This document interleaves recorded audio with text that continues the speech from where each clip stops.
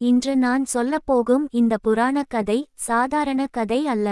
அறிவின் உயர்வையும் அகங்காரத்தின் வீழ்ச்சியையும் நமக்கு உணர்த்தும் ஒரு தெய்வீக சம்பவம். ஒரு காலத்தில் உலகத்தை படைக்கும் பொறுப்பில் இருந்தவர் பிரம்மா. அவர் 4 முகங்களுடன் வேதங்களை ஓதிக்கொண்டே படைப்பை நடத்தி வந்தார். அவரை எல்லோரும் படைப்பின் தலைவன் என்று போற்றினர். அந்த நேரத்தில் இளம் வயதிலேயே பேரறிவின் வடிவமாக விளங்கிய முருகன் பிரம்மாவை சந்திக்கிறார்.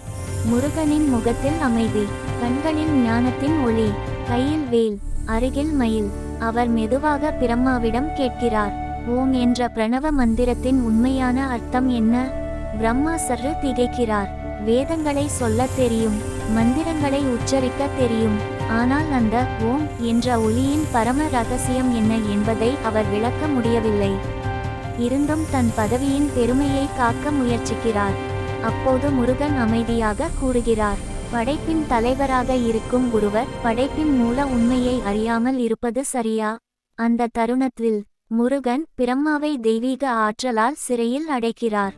படைப்பு நின்றுவிடுகிறது, உலகம் அமைதியாகிறது, புதிய உயிர்கள் பிறக்காமல் நிலை நிற்கிறது. தேவர்கள் அனைவரும் கவலையில் ஆழ்கின்றனர்.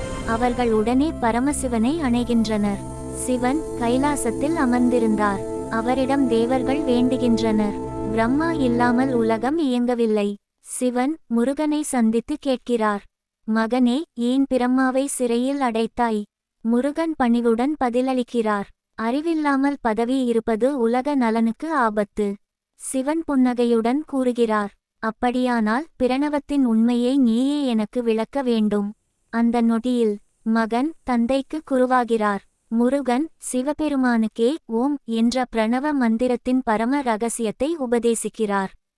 அதனால் அவர் சுவாமிநாதன் என்ற பெருமை பெயரை பெறுகிறார், அதாவது குருவான மகன். இந்த தெய்வீக சம்பவம் சுவாமிமலை தலத்துடன் தொடர்புடையதாக பக்தர்கள் நம்புகின்றனர்.